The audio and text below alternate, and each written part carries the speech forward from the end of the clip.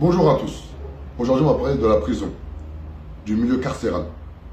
Le mouvement de la Révolution est en marche a été contacté à plusieurs reprises. Et par le biais du parti politique, la DR, la démocratie représentative, que le mouvement de la Révolution est en marche a créé, nous allons parler du sujet de la prison. Quel est l'objectif de la prison? Aujourd'hui, lorsqu'on voit des jeunes, hommes comme femmes, aujourd'hui incarcérés, avec aucun réel projet social, ou du moins, plusieurs personnes, quand ils rentrent en prison, lorsqu'ils ressortent, clairement, ils ont juste eu l'école de la rue. Et ce n'est pas normal aujourd'hui, en France, en 2018, qu'on a des personnes détenues sans objectif concret à chaque réveil. C'est incroyable. Comment se fait-il que des jeunes innocents finissent en prison? Exemple, Draman.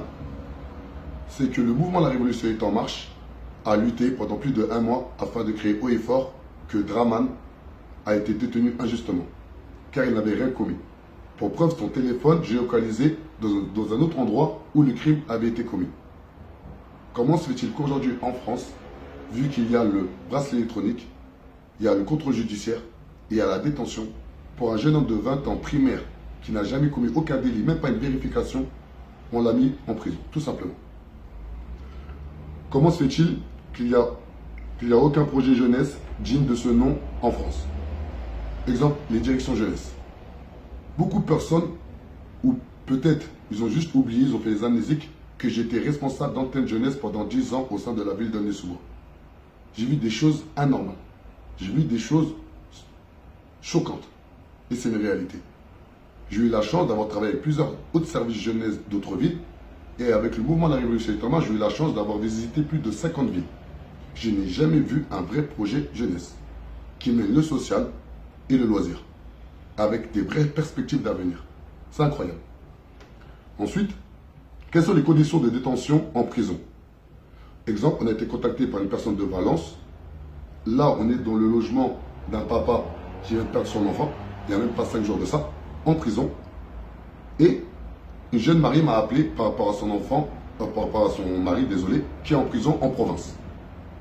Comment se fait-il qu'aujourd'hui, par rapport à Valence, un jeune homme qui est rentré en prison à 18 ans, vu qu'il a assez récalcitrant par rapport à l'autorité pénitentiaire, et bien ça fait plus de 18 ans qu'il est en prison.